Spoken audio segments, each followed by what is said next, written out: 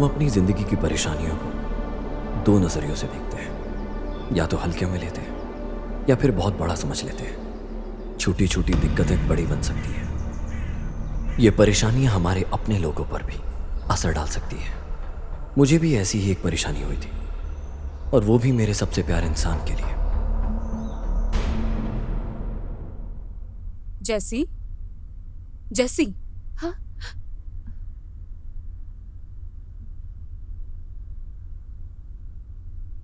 Jenny के साथ इससे पहले भी कुछ हुआ था क्या? उसके व्यवहार में कुछ अलग देखा तुमने? इस घर में कुछ अजीब सा हो। मैं तुम्हारी परेशानी समझ सकती हूँ, लेकिन तुम्हें जो कुछ भी पता है तुम बता सकती हो। मुझे इस बारे में कुछ भी नहीं पता है सिस्टर। एक वो ही मेरे लिए सब कुछ थी, लेकिन मुझे लगता है कि उसे कोई बड़ी दिक्कत थी। किसी भी तरह उसे बचा लीजिए प्लीज।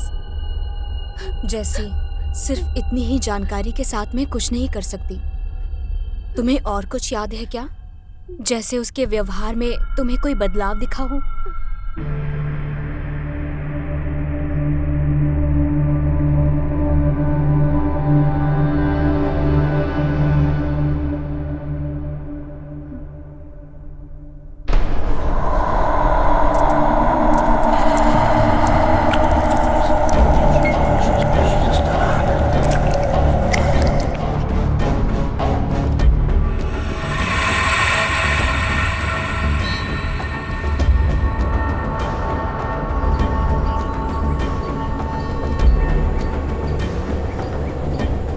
मेरा नाम मिथुन है। मैं एक सिनेमेटोग्राफर हूँ। मैं, मेरी पत्नी जैसी और उसकी बहन, बस यही हमारा छोटा सा परिवार है। जैसी ने बचपन में ही अपने माता पिता को खो दिया था। मैं भी एक अनाथ हूँ। जैसी से शादी करने के बाद हम सब साथ में रहने लगे। मैंने जेनी की बहन को कभी जैसी की बहन नहीं समझा, बल्कि अपनी बहन जैसा माना। इसलिए वो हमेशा मेरे साथ घूमती थी। उसका सपना था कि वो एक फिल्म डायरेक्टर बने। एशिया विजन चैनल में एक शॉर्ट फिल्म फेस्टिवल में जेनी को सेलेक्ट किया गया। फाइनल के लिए उसे मौका मिला और उसे एक हॉरर सब्जेक्ट मिला। स्क्रिप्ट फाइनल करने के बाद हमने कई लोकेशन देखी, पर जेनी को कोई लोकेशन पसंद नहीं आई। फिर मेरे दोस्त डॉक्टर विनोद के जरिए हमें केरल में एक लोकेशन मिली। हम तीनों वहीं जा रहे थे, लेकिन हमें अंदाजा नहीं था कि हमारे सामने कितनी परेशानी आने वाली है।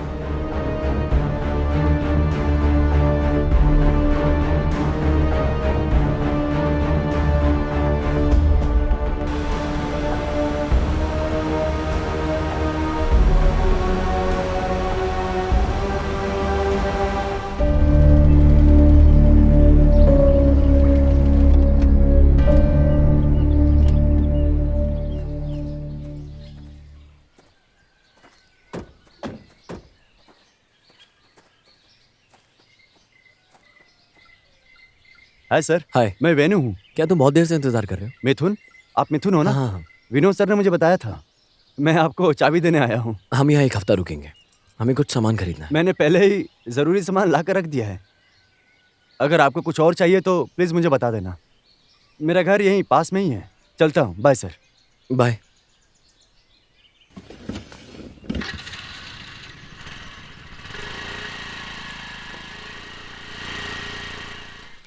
थैंक यू सर, बताना। हाँ जरूर, बाय।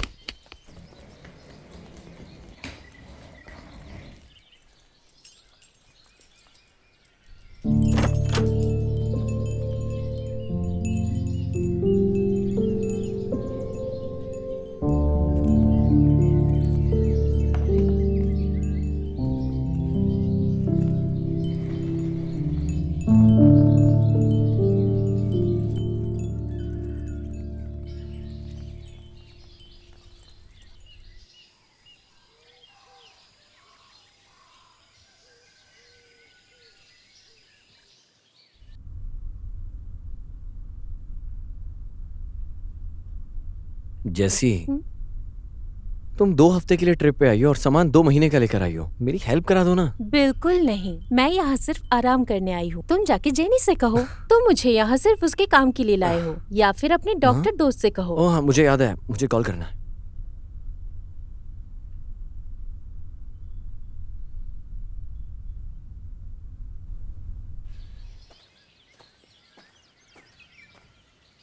हाँ बोल, क्या हुआ तुझे? अरे दोस्त, और है कहाँ तू? यार थोड़ा काम आ गया था। चाबी मिल गई? वेणु ने दी थी ना। और डायरेक्टर कहाँ है हमारी? वो कैमरा लेकर कहीं चली गई है। तुम एक काम करो, आते वक्त कुछ ड्रिंक्स लेते आना। ठीक है। हाँ हाँ और हाँ सुन, स्नैक्स लाने मत भूलना। ठीक है, चलेगा। मैं कॉल करता हूँ तुझे, ठीक है? चल बाय।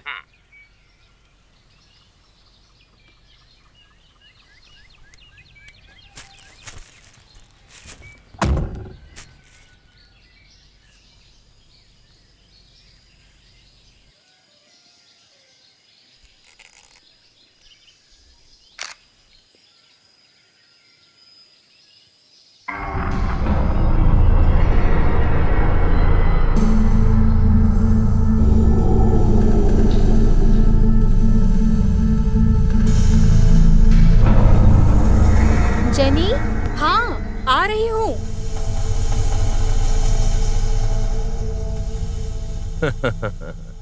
क्या हाल है यार? और डायरेक्टर मैडम, ये लोकेशन कैसी लगी हमारी? हाँ? हाँ, बहुत बढ़िया अंकल। लोकेशन के हिसाब से हम स्क्रिप्ट बदल दें क्या? जो भी बदलना है बदल दो, मेरा किरदार मत बदलना। हाँ, मैं कुछ सोचती हूँ।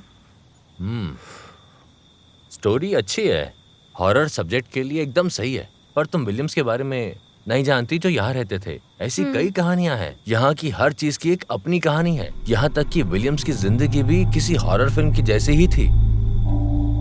क्या आप प्लीज मुझे वो स्टोरी सुनाएंगे? वो मैं बाद में सुनाऊंगा। प्लीज अंकल, सुनाइए ना ठीक स्टोरी। है ठीक है, जो भी मैं जानता हूँ वो बता दो। तू इसे विलियम्स की कहानी मत सुनाना, वरना अपना शूट डेट्स आगे बढ़ा देगी। कुछ नहीं होने वाला फिर यहाँ। सोच समझ कर बोल। अरे ऐसा कुछ खास नहीं पता है मुझे।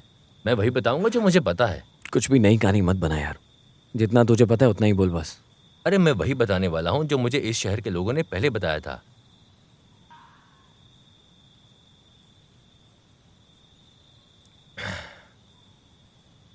ये बात 1947 की है। एडवर्ड चर्चिल का एक बेटा था जिसका नाम विलियम्स था। वो खुदाई में मिलने वाली पुरानी चीजों का सामान इकट्ठा करता था। उसके डैड भी इस काम में उसकी मदद किया करते थे। उसी वक्त भारत को आजादी मिली थी। अंग्रेज लोग भारत छोड़कर जाने लगे थे। उसी दौरान ही एडवर्ड और उसका छोटा बेटा विलियम्स नॉर्थ मालाबार आए थे।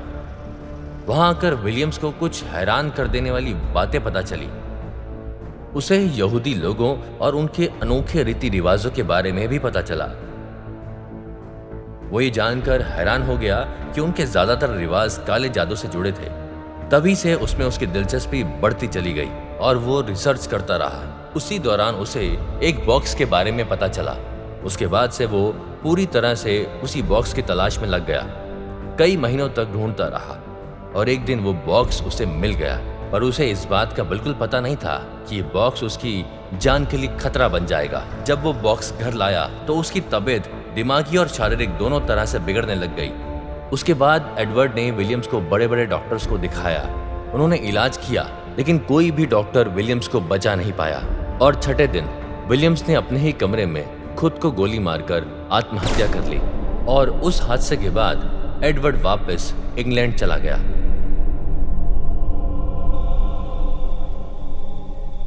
और एडवर्ड के जाने के बाद लोग ये कहते हैं कि विलियम्स की आत्मा आज भी उस घर में मौजूद है। इस कारण से इस घर को सालों तक बंद रखा गया। अभी हाल ही में मेरे दोस्त ने वो घर खरीदा है और कई लोग उस घर में रुके भी हैं, पर किसी को कोई परेशानी या कोई दिक्कत नहीं हुई।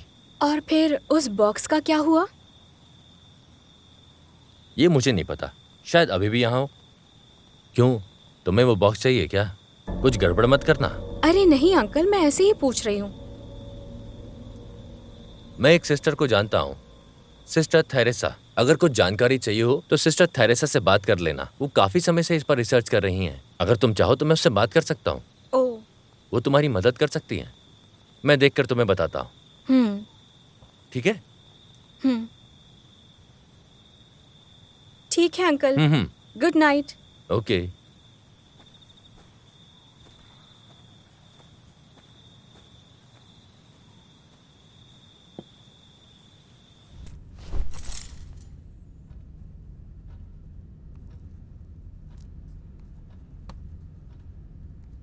जेनी सो जाओ, बहुत देर हो गई है।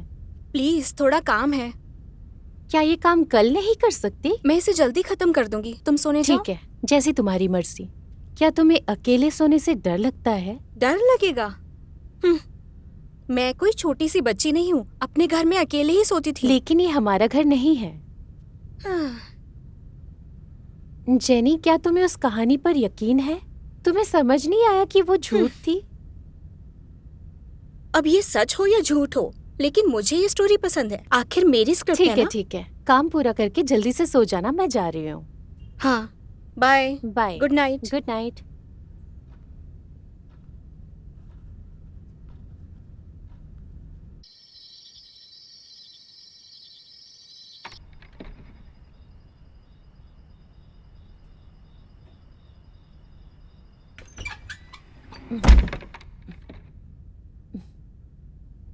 मिथुन, मिथुन,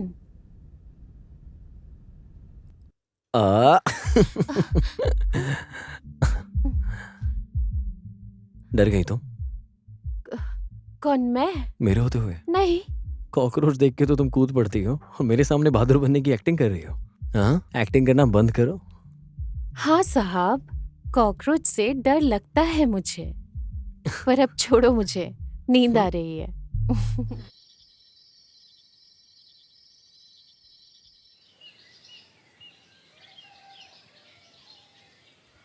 ये लड़की भी ना अभी तक नहीं उठी। जेनी, कितना सोगी? उठो।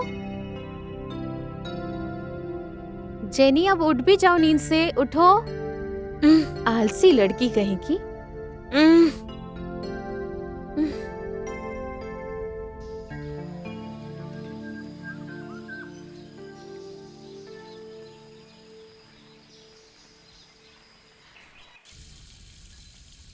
जेसी,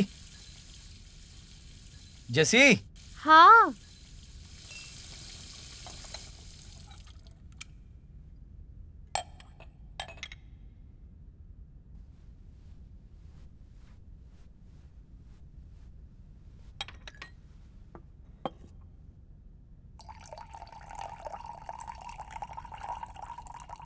जेसी, आ रही हूँ।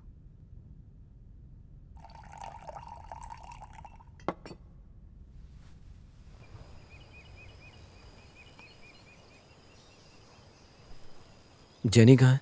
वो अभी तक सो रही है, तुम ही जाके उसे उठाओ। ऐसा है क्या?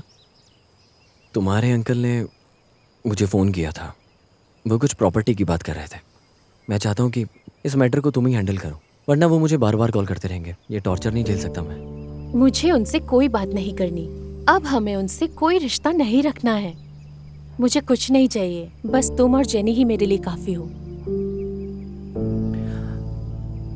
ठीक है, जो तुम डिसाइड करो। क्या नाम था उस लड़के का? राहुल। वो केरला वाला डायरेक्टर। मुझे शूटिंग के लिए केरला जाना पड़ सकता है। कुछ दिनों में मैं रिटर्न आ जाऊंगा। अगर कोई इमरजेंसी हो तो बीनू या वीनू को कॉल कर लेना। अपना ध्यान रखना, ठीक है? मिथुन, तुम सच में जाना चाहते हो? पर हम यहाँ अकेले हैं और विलियम की कहानी सुनकर थोड़ा डर भी लग रहा है। प्लीज मत जाओ ना तुम। वो इंसान पागल है, तुम परेशान मत हो यार। वो कॉलेज के टाइम से बिल्कुल ऐसा ही है। अब ज्यादा कंफ्यूज मत हो। चलो ब्रेकफास्ट करते हैं। चलो साथ में करते हैं ना। चलो।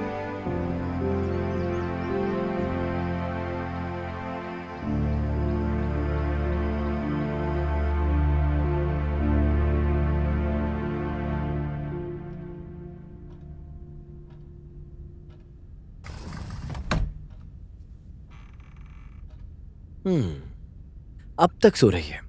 जेनी, उठो ना जेनी। क्या तुम भूल गई हम लोग यहाँ पर क्यों आए हैं? इस अलार्म के साथ अगर तुम सोई ना तो हम एक फिल्म को हफ्ते में नहीं, महीने भर में खत्म करेंगे। शॉर्ट फिल्म को। चलो जल्दी खड़ी हो जाओ। चलो चलो चलो चलो चलो। तुम्हें अपनी शॉर्ट फिल्म कंप्लीट करनी है, नहीं करनी है? मैं तुम्हारी स्क्रिप्ट पढ़ना चाहता हूँ। चलो मैं नहा के आता हूँ, तब तक तुम भी रेडी हो जाओ। चलो चलो जल्दी जाओ, चलो जल्दी।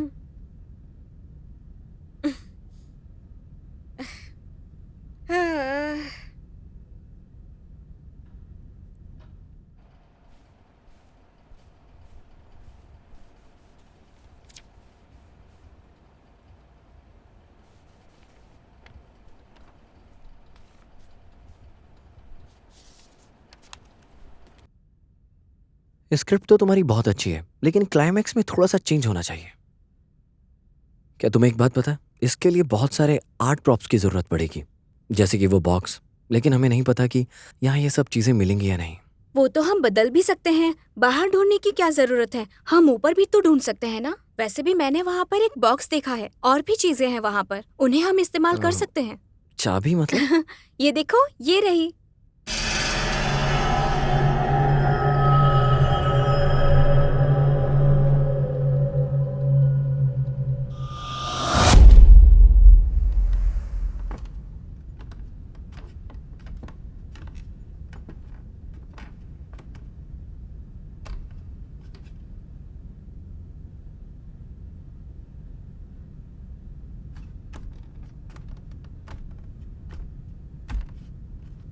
हे, हाँ? तुम्हें यहाँ पर कुछ मिला क्या? नहीं, यहाँ तो सिर्फ फर्नीचर ही है।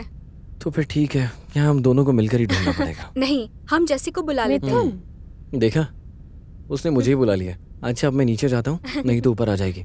तुम यही देखो, ठीक है? नजर रखना उधर। मैं अंदर जाता हूँ, देखता हूँ क्या मिलता है तुम्हारे ठीक है, काम का। ओके। ध्यान रखना।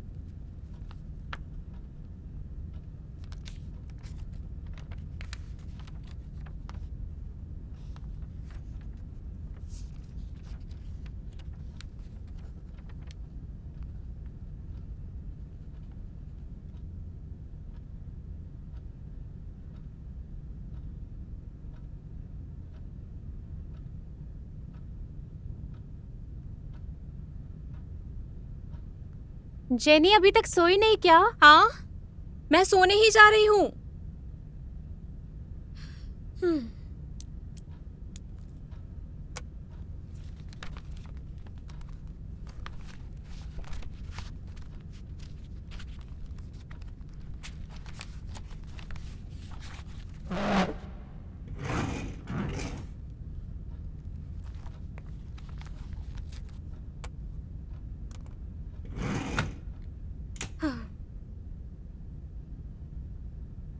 उफ।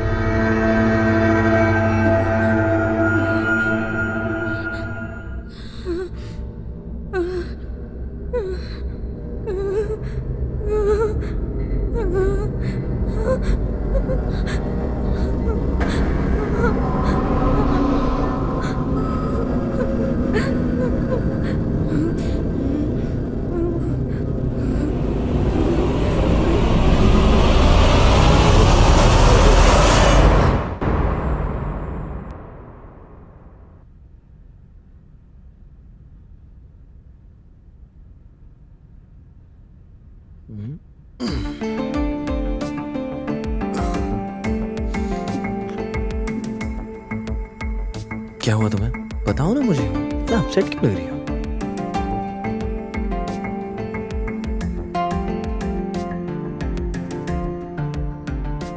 तुम मेरे साथ आना चाहती हो?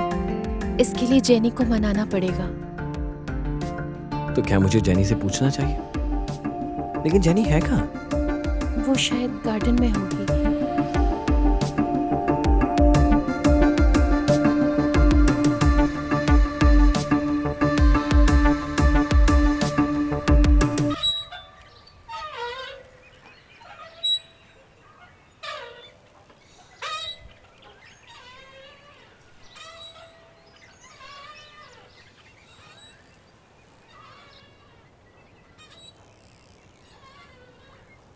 मैं कल पक्का आ रहा हूँ और वीएफएक्स टीम को कुछ एडवांस भी दे देना।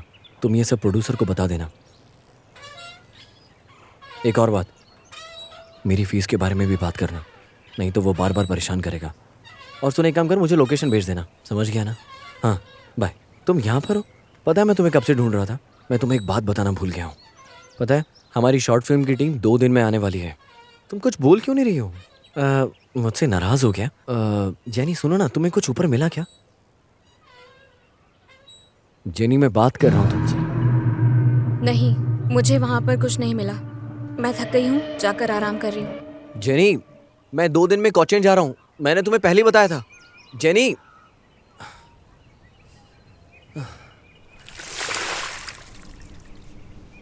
मिथुन, क्या तुम्हें जेनी दिखी? अच्छे से ढूंढो, यही आसपास होगी। लेकिन हुआ क्या है? मैंने पूरा घर ढूंढ लिया। एक बार ऊपर जाके देखो। वो हमेशा ऊपर ही होती है। वो आखिर करती क्या है वहाँ? सुबह से उसका मूड ठीक नहीं है।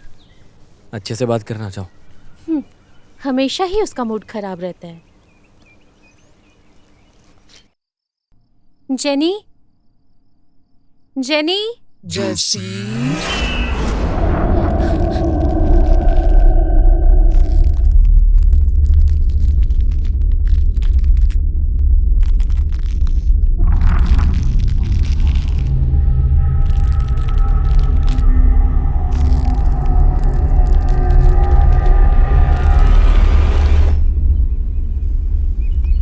मिथुन, मिथुन,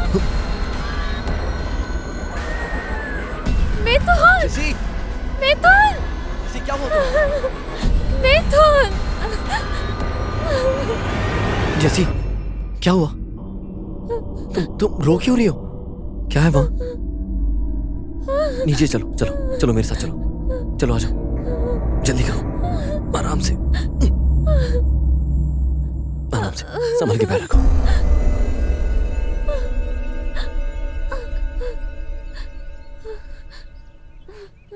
जैसी, क्या हो गया? थोड़ी सी चोट लगी है। चोट लग गई क्या? मैं आराम तुम्हें करो। वहाँ ऊपर ढूंढने गई थी। मुझे आराम से, ढूंढ आराम रही थी। तू ऊपर क्यों गई थी? आराम से चलो, मैं दवा लाता ध्यान से। हूँ। आराम से, आराम ध्यान से। से। तुम जेनी का ध्यान रखो, मैं दवाई लेकर आता हूँ। वैसे तुम थी कहाँ जेनी? और कहाँ होंगी? मैं अपने रूम में थी। मैंने तुम्हारा कमरा देखा था, तुम वहाँ नहीं थी। मैं अपने रूम में ही थी। पैर सीधा करो, छोड़ो ये सब बातें। पता नहीं क्या होगा, कुछ भी देखती हो उससे डर जाती हो। वहाँ ऊपर कुछ है। तुम्हारा मतलब ऊपर? वहां पर तो कुछ भी नहीं था।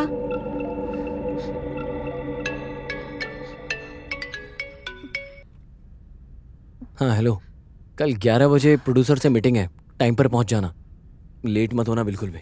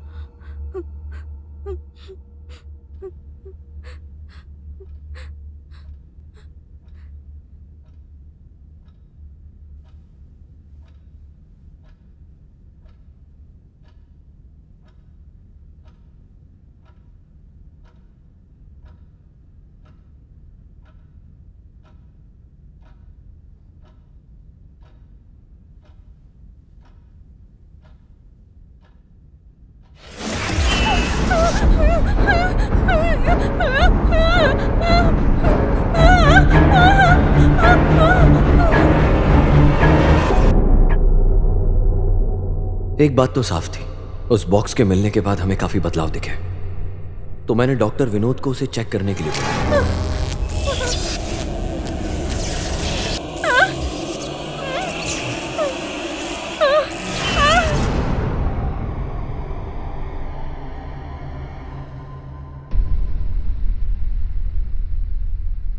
जेनी? जेनी? हाँ, कैसी हो तुम? सब ठीक है ना? पहले से ठीक हूँ अंकल, बस कभी कभी थोड़ा सरदर्द हो जाता है। आजकल मैं ओह, किसी भी चीज पर कंसंट्रेट नहीं कर पा रही हूँ। लगता है कि कोई ना कोई गड़बड़ है।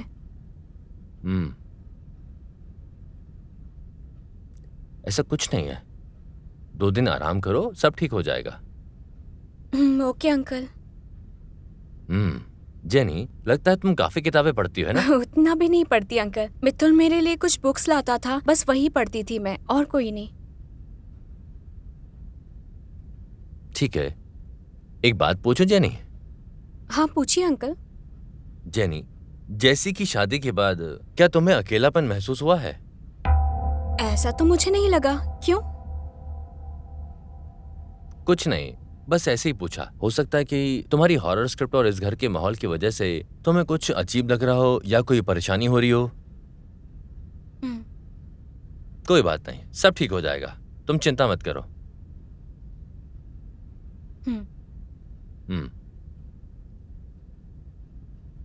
ये बॉक्स क्या है? इसे क्या तुमने बनाया है? नहीं, ये बॉक्स तो मुझे ऊपर मिला जब मैं शॉर्ट फिल्म के लिए चीजें ढूंढ रही थी। जेनी, प्लीज इसे वहीं रख दो जहां से इसे उठाया था। शायद ये विलियम्स का बॉक्स हो सकता है। तो क्या ये सच में विलियम का बॉक्स है? नहीं, पक्का नहीं कह सकता, लेकिन अगर वही निकला तो इसे वापस रख दो। रिस्क क्यों लेना? Okay uncle. ठीक है, अब मैं चलता हूँ। जेनी, याद से इसे वापस रख देना, ठीक है? मैं जा रहा हूँ।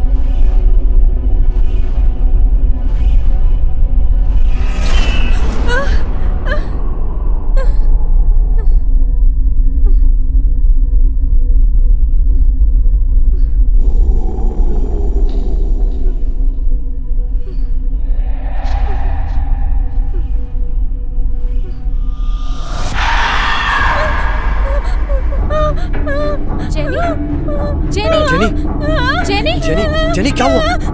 जेनी, जेनी क्या हुआ? जेनी, तुम रो क्यों? क्या हुआ जेनी? तुम रो क्यों रही हो? जेनी जेनी इधर देखो। जेनी, जेनी जेनी, मेरी तरफ देखो। क्या हो गया इसे? चिंता मत करो।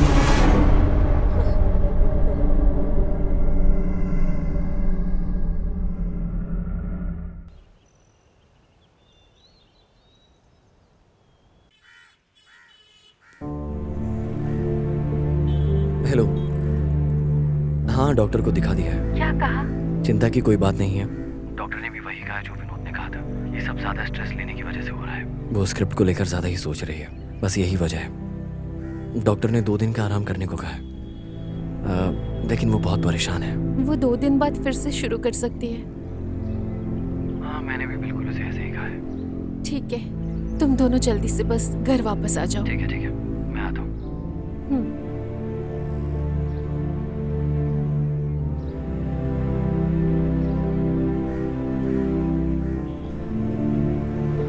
जेनी, क्या? चलो चलते हैं।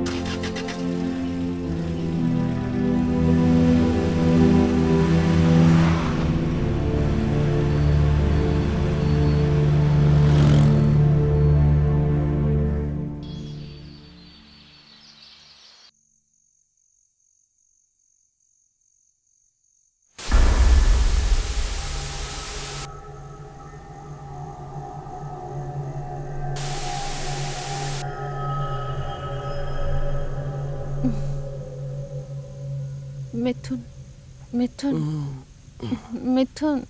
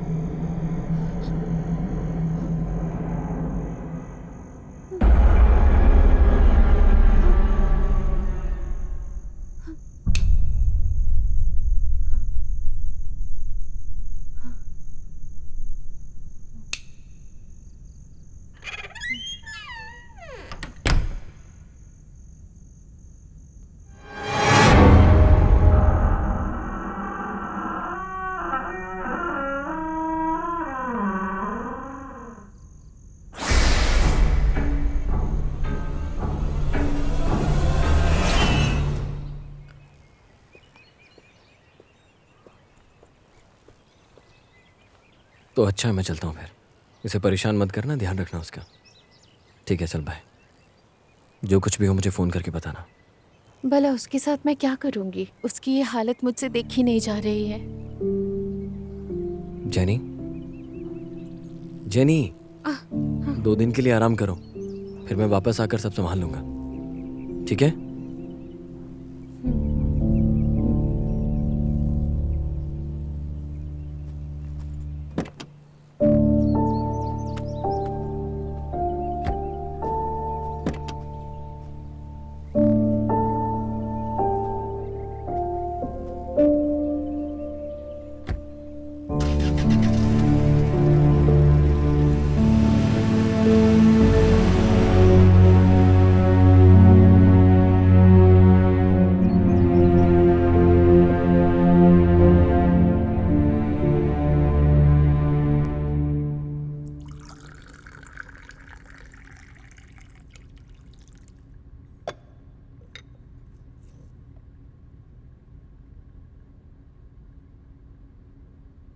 जेनी, नाश्ता तैयार है।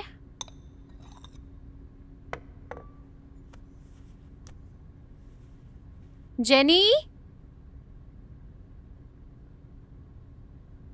जेनी।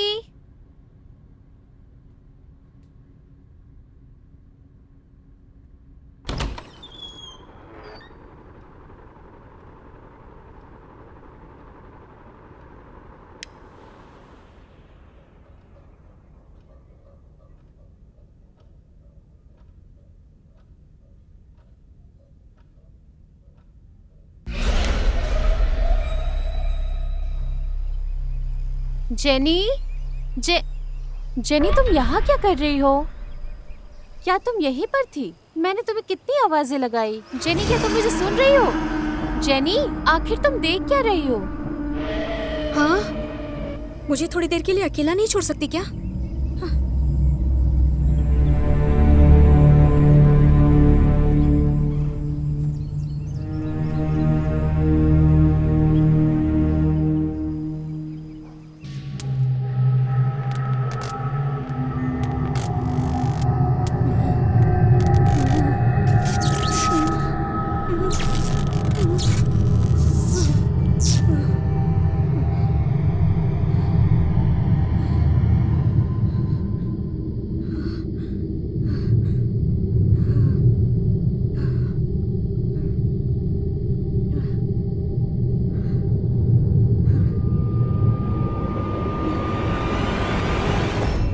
Jenny, jenny. आ रही हूँ मैं।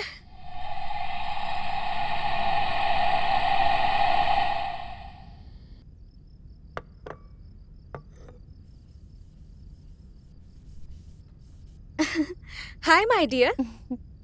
सॉरी, उस वक्त मैं कुछ और सोच रही थी ना, इसीलिए। वो सब छोड़ो, चलो थोड़ा खाना खा लो। बैठो। ये क्या क्या है? तुमने ये पहले कभी नहीं देखा? कम से कम बाल तो पीछे कर लो और फिर खाना खा लो। अरे, क्या तुमने ये पहले कभी नहीं देखा?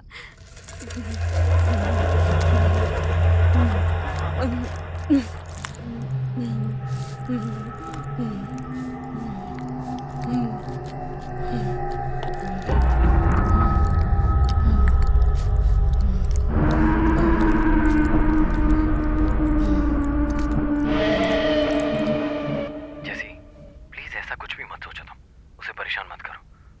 तुम भी जाकर सो जाओ। डॉक्टर ने भी कहा है कि उसे 2 दिन ही आराम करने दो। मिथुन, मुझे ऐसा नहीं लग रहा है, लेकिन उसके बिहेवियर में कुछ तो गड़बड़ है। जैसी, वो ठीक है। मैं वापस आकर उसका ख्याल रख लूंगा। मैं अभी मीटिंग में हूँ, बाद में कॉल करता हूँ। बाय। चलो।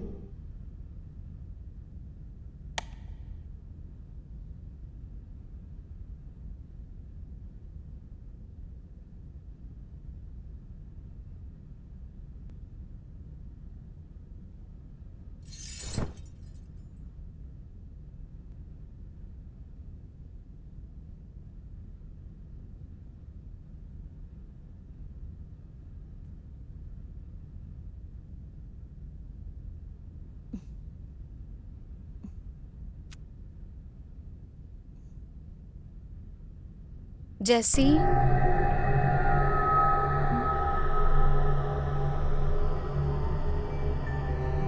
आज रात के लिए तुम मेरे पास होगी?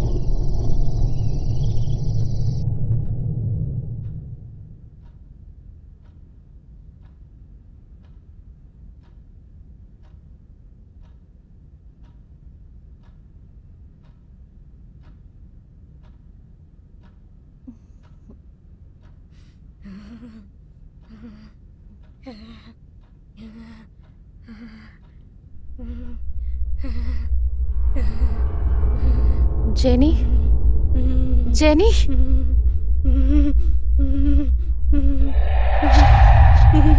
जेनी, जेनी, जेनी,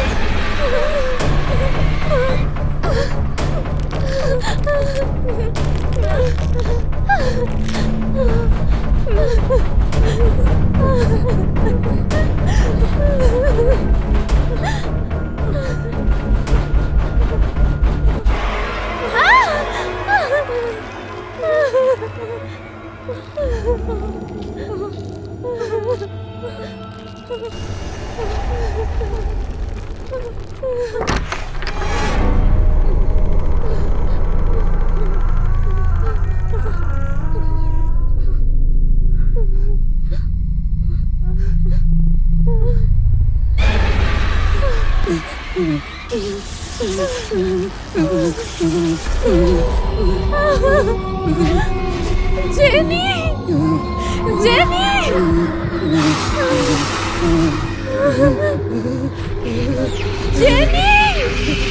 जेनी,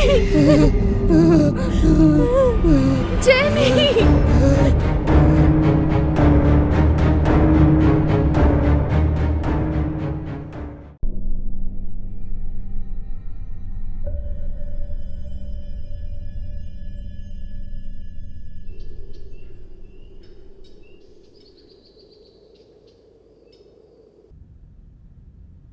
उस दिन वो बहुत ज्यादा डरी हुई थी, लेकिन मैंने उस पर भरोसा नहीं किया।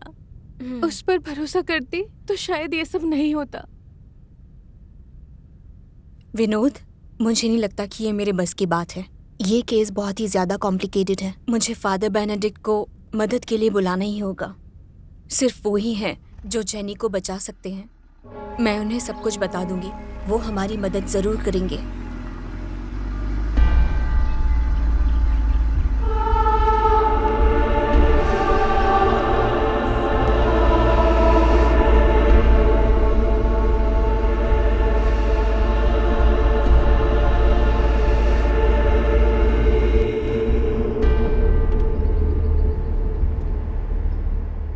सिस्टर, क्या हम जेनी को सच में बचा पाएंगे?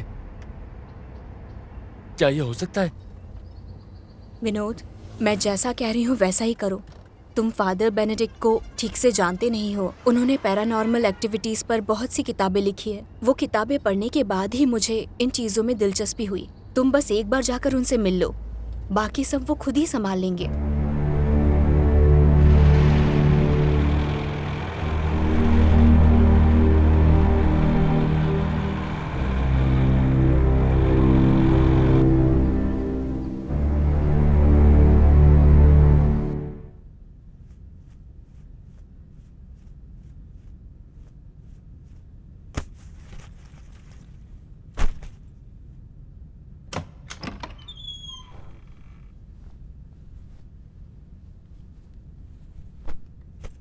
जेसी, जेसी मेरी तरफ देखो।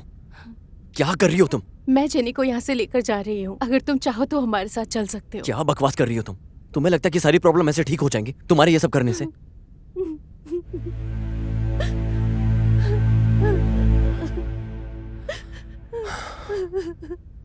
जेसी, जेसी, प्लीज समझने की कोशिश करो। थोड़ी देर में फादर आ जाए, सब कुछ ठीक हो जाएगा। अगर उससे कुछ हो गया तो? कुछ नहीं होगा उसे।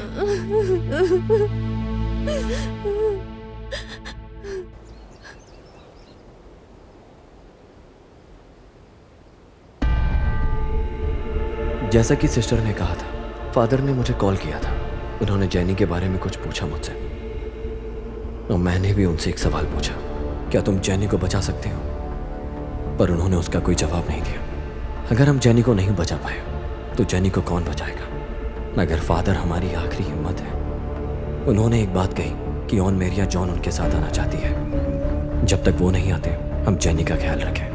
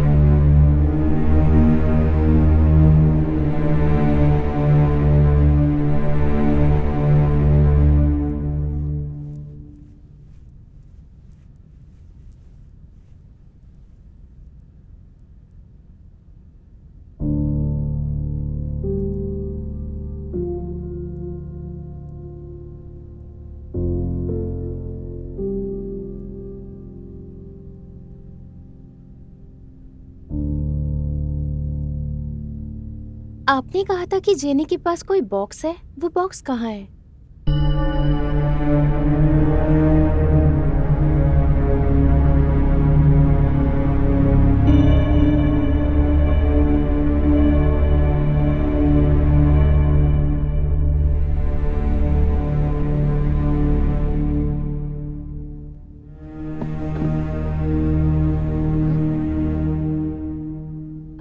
क्या मैं आपसे कुछ पूछ सकता हूँ? हाँ डॉक्टर। क्या ये सब सच है? मुझे तो लगा था कि इस घर की सारी कहानियां बस अफवाहें हैं, लेकिन ये सब देखने के बाद जो दिखता है जरूरी नहीं कि वो सच हो, और जो ना दिखे वो झूठ भी नहीं। मैं कुछ समझा नहीं। क्या आप ऊपर वाले पे भरोसा करते हैं? करता हूँ। तो क्या आपने ऊपर वाले को देखा है? नहीं। तो आप उन पे भरोसा क्यों करते हैं? तो आप सिर्फ उसी पे भरोसा करो जो आपको दिखते हैं। ठीक है।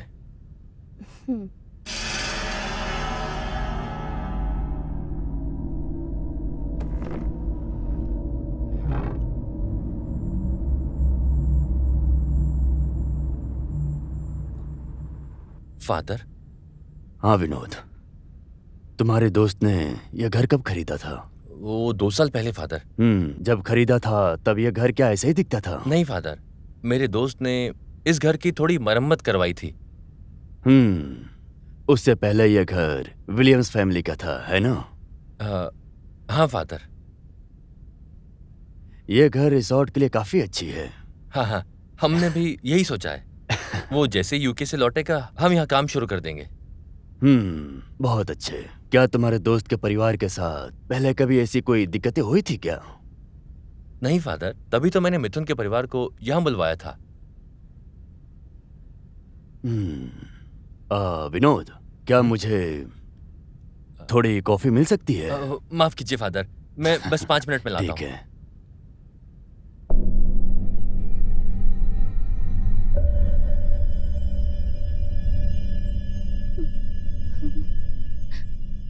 जेसी,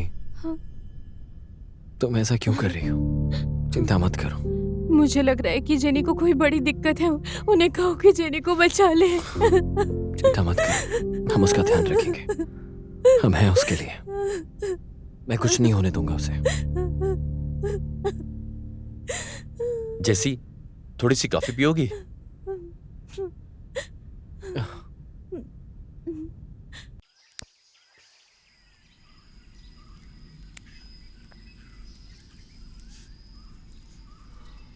विनोद, तुम फादर को कब से जानते हो?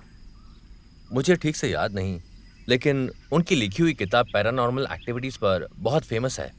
देख, मैं नहीं चाहता कि उसके ऊपर कोई एक्सपेरिमेंट हो। मैं उसके लिए तैयार नहीं हूं। हम किसी और इंसान से भी करवा सकते हैं। क्या तुम्हें मुझ पर भरोसा नहीं है? फादर जरूर हमारी जेनी को बचा लेंगे। देख, भरोसा मुझे भी है उन पर पहले ही जेनी की जिंदगी में बहुत कुछ बुरा हो चुका है। तुझे तो सब पता है यार। चिंता मत करो, कोई ना कोई रास्ता निकल जाएगा। पता है मुझे यार। सोच, अगर कुछ भी गलत हुआ तो फिर क्या करेंगे? मारिया, क्या हम ये सब ठीक कर सकते हैं?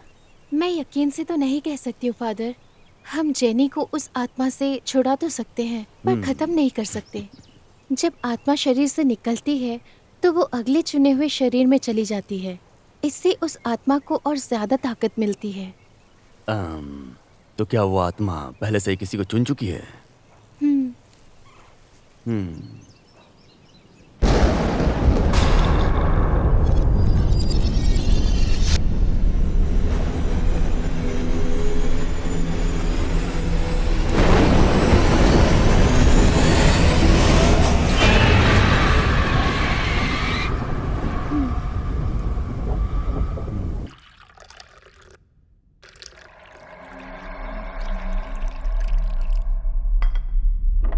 Jenny, Jenny, Jenny, Jenny, jenny.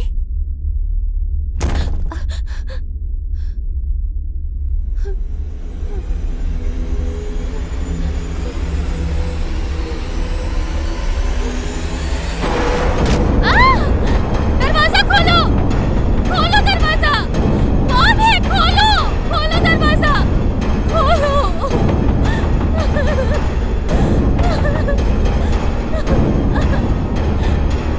Father, हमें जल्दी से उसे ढूंढना होगा, वरना उसकी जान को खतरा है। हमारे पास सिर्फ एक दिन बचा है। ठीक है, चलो।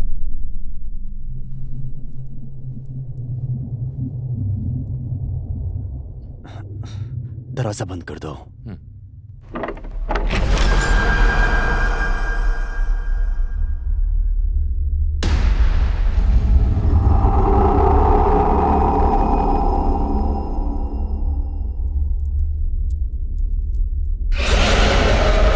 जेनी, जेनी, जेनी, मैं तुमसे बात कर रहा हूं।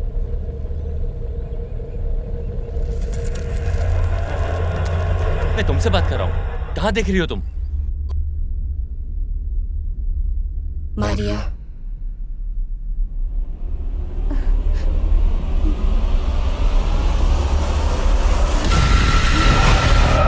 मिथुन, मिथुन, मिथुन।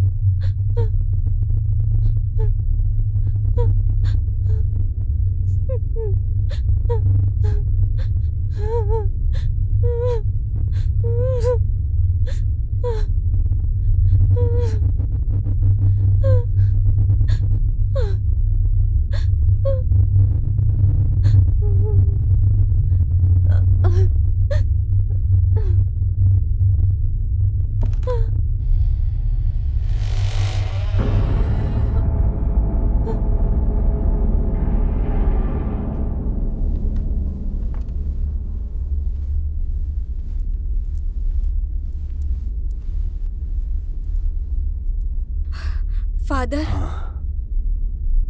मेरी मदद कीजिए फादर। मुझसे और बर्दाश्त नहीं हो रहा। तुम कर सकती हो जेनी। मैं तुम्हें उस शैतान से आजाद कराऊंगा।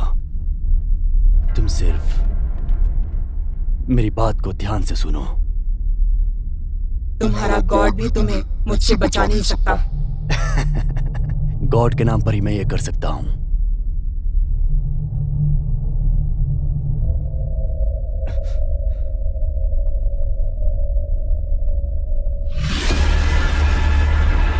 मदद कीजिए फादर।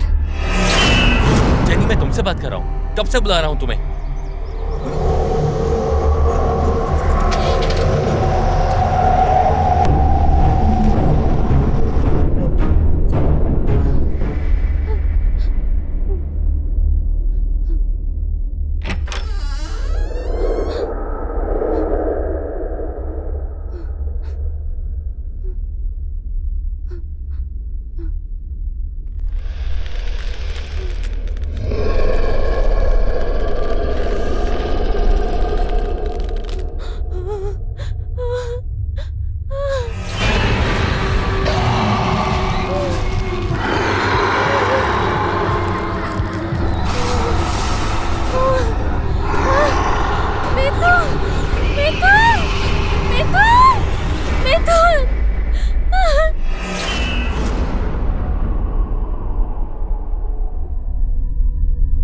जेनी,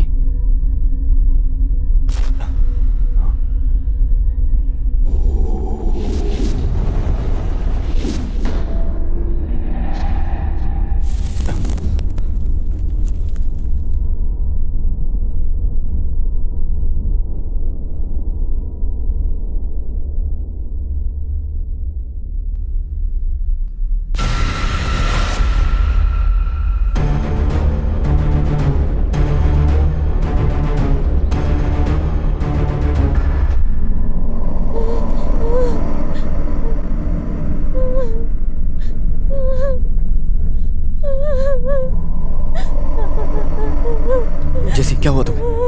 क्या हुआ? खड़ी हो, कुछ नहीं हुआ।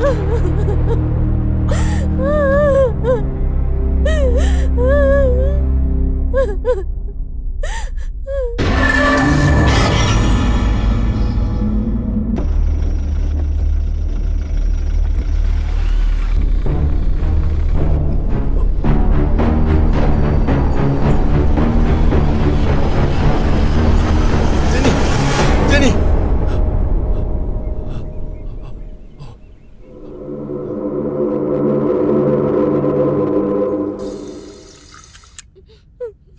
आराम से लो, पानी पियो।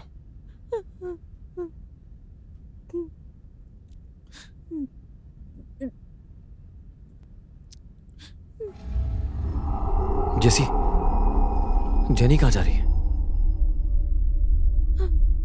तुम ग्लास को पकड़ो, मैं देख कर आता हूं। रुको।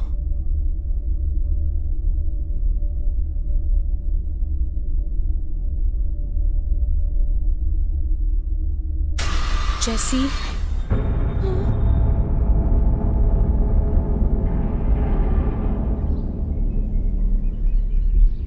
जेनी,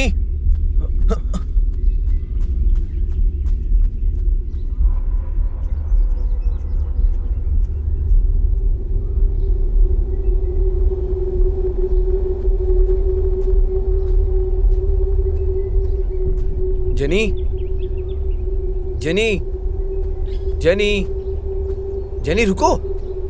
जेनी, मैं तुमसे बात कर रहा हूं। जेनी, जेनी, जेनी, मेरी बात सुनो। जेनी, मुझे बचा लो जेसी, मुझसे बर्दाश्त नहीं हो पा रहा। वो मुझे आत्महत्या के लिए मजबूर कर रहा है। मुझे बचा लो जेसी। क्या तुम उसे देख नहीं सकती? वो तुम्हारे आसपास ही है, तुम उसे देख नहीं सकती हो क्या? तुम उसे देख नहीं सकती हो क्या? बताओ जेसी, तुम उसे देख नहीं सकती हो ना? तुमने मुझे नहीं देखा। Jenny, Jenny,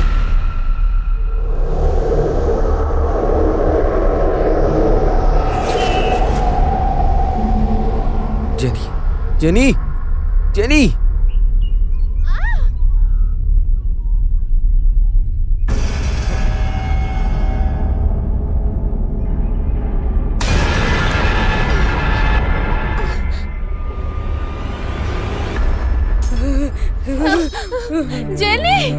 Jenny, Jenny, jenny.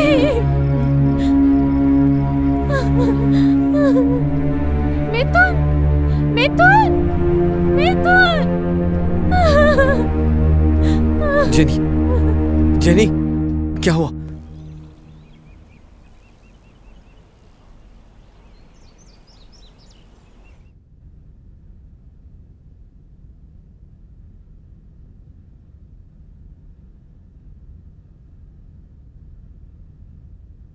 आखिर ये सब क्या हो रहा है फादर?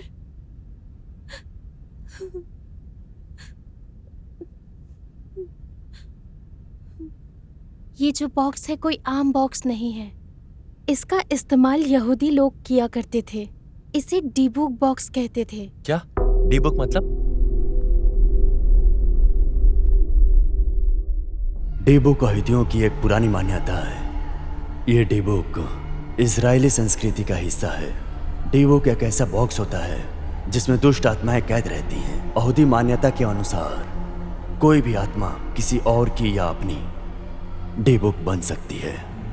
ऐसी आत्माएं जिनकी कोई इच्छा अधूरी रह गई हो या मरने के बाद भी उनकी कोई चाह बाकी रह जाए, उन्हें डी बुक में बदला जा सकता है। जैसे उनके बाल, नाखून, खून, इन तीनों को यहूदी रिवाजों के जरिए एक बॉक्स में कर दिया जाता है। फिर उस बॉक्स को कहीं फेंक दिया जाता है।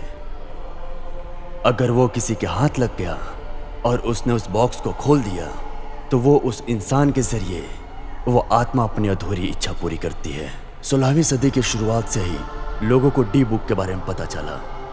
उन्हीं में से एक था केविन इमानुएल। उसे पुरानी चीजें इकट्ठा करने का शौक था और एक दिन क्या हुआ कि उसके हाथ एक डी बुक लग गया। उसके बाद वो और उसका परिवार पहले से बहुत ज्यादा परेशान रहने लगे। 2002 में इस बारे में एक अखबार में लेख भी आया था। उसमें सब कुछ साफ साफ लिखा था। उस लेख में उसने लिखा था कि डी बुक से छुटकारा पाने का एक ही रास्ता है और वो है एक्सोर्सिज्म। और जेनी को भी एक ऐसा ही बॉक्स मिला था, लेकिन मारिया की रिसर्च के हिसाब से ये डी बुक बाकी सबसे ज्यादा खतरनाक है। इस बॉक्स में एक लड़की की आत्मा है जिसका नाम एलिसा है। हिटलर के समय में यहूदियों के अत्याचार से बचने के लिए एलिसा अपने आप को मारना चाहती थी। जब जेनी ने वो बॉक्स खोला तो एलिसा की आत्मा ने उसे पकड़ लिया और अपनी मौत की इच्छा पूरी करने के लिए वो जेनी को भी मरने के लिए मजबूर करने लगी। एलिसा की मौत 16 साल की उम्र में हुई थी, इसलिए उसकी आत्मा और ज्यादा ताकतवर हो गई है। इसी वजह से यहूदियों ने ताकतवर मंत्रों से उसकी आत्मा को काबू में किया। अब वो बुरी आत्मा किसी और के शरीर में सिर्फ 6 दिन तक ही रह सकती है, तो वो आत्मा कोशिश करेगी कि 6 दिन के अंदर ही अपनी इच्छा पूरी कर ले। और आपकी बातों से लगता है कि आज 6ठा दिन है। अब हम क्या करेंगे फादर? अगर डी बुक ने यह समस्या खड़ी की है तो उसका हल भी उसी में होगा। हमें नहीं पता कि एलिसा की आत्मा कितनी ताकतवर है। वो आत्मा अपनी इच्छा पूरी करने के लिए किसी भी हद तक जा सकती है, इसलिए हमारे पास अब कोई और रास्ता नहीं है। हमें एक्सोर्सिज्म करना ही पड़ेगा। हमें उस बुरी आत्मा से पूरी ताकत से लड़ना होगा, लेकिन इतना सब करने के बाद भी हमारे पास सिर्फ 20% मौका है। मारिया, मुझे तुम्हारी मदद चाहिए। Yes father. अब से कुछ भी हो सकता है। हमें भटकाने के लिए वो आत्मा कुछ भी कर सकती है। चाहे जो कुछ भी हो जाए, उसकी आंखों में सीधे मत देखना। अब से बस सिर्फ मेरी बातों को ध्यान से मानना।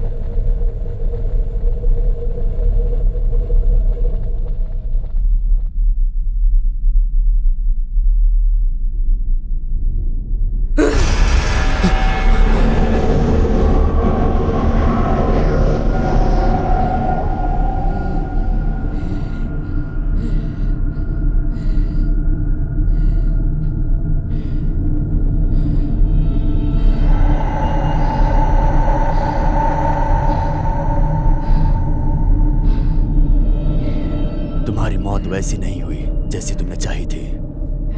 मैं तुम्हें आदेश देता हूं, उस बच्ची को छोड़ दो। मैं अपनी इच्छाओं को इस शरीर से पूरा करूंगी। मेरे रास्ते में मत आना। ये मेरा फैसला है कि कब और कैसे मरना है। मैं तुम्हारे पिता को श्राप देता हूं, जो तुम्हारा सही से अंतिम संस्कार नहीं कर पाया। ऊपर वाले के नाम पर मैं तुम्हें नष्ट कर दूंगा। तुम उसे छोड़ दो। मैंने कहा तुम उसे छोड़ दो। मैंने कहा तुम उसे छोड़ दो। तुम्हारी जगह इसमें नहीं है। तुम्हारी जगह इसके शरीर में नहीं है। तुम्हें इसके शरीर को त्यागना ही होगा।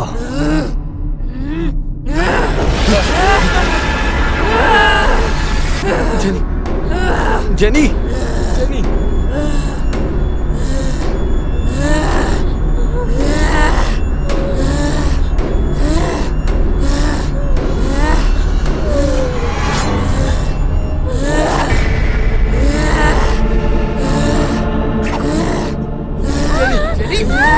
जेनी नहीं, जेनी नहीं, जेनी नहीं,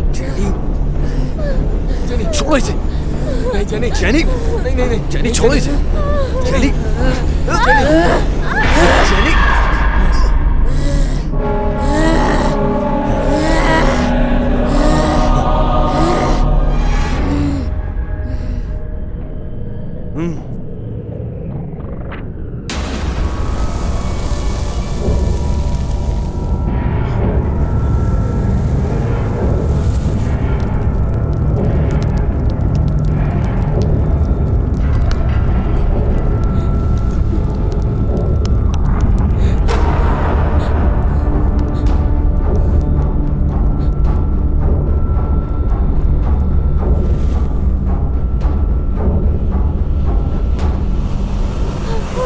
जेनी, जेनी, जेनी, जेनी उठो। जेनी,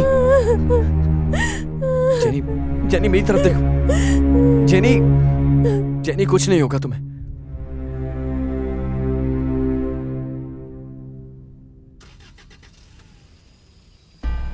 भले ही मैं ये सब समझ नहीं पाया फादर, लेकिन अब मुझे यकीन है कि विनोद सही था। अगर भगवान है तो शैतान भी है, और उसके पास भी नकारात्मक शक्तियां होती हैं। फादर ने हमारे परिवार की खुशियां तो लौटा दी, लेकिन फादर ने जेनी को भी बचा लिया। जेनी अब पहले जैसी नॉर्मल हो गई थी, लेकिन मेरे मन में अभी भी हजारों सवाल थे। मुझे मरिया के बारे में बहुत कुछ जानना है। एलिजा के साथ हुआ क्या था? मरिया और एलिजा का ताल्लुक क्या था? बहुत कुछ जानना है मुझे। मारिया, एक बात समझ नहीं आई। एलिजा ने जेनी को सिर्फ 6 दिन के लिए ही क्यों पकड़ा? मुझे लगता है एलिजा की कोई और भी इच्छा थी जो वो जेनी के जरिए पूरा करना चाहती थी। मुझे लगता है कि एलिजा जरूर वापस आएगी, लेकिन हमने एक्सोर्सिज्म किया है, इसलिए अब एलिजा जानती है कि वो कुछ नहीं कर सकती। पर किताब के हिसाब से वो 6 दिन के अंदर किसी और को चुन सकती है। क्या वो जैसी हो सकती है या मिथुन? पर एक बात तो पक्की है, एलिजा फिर से वापस लौटेगी।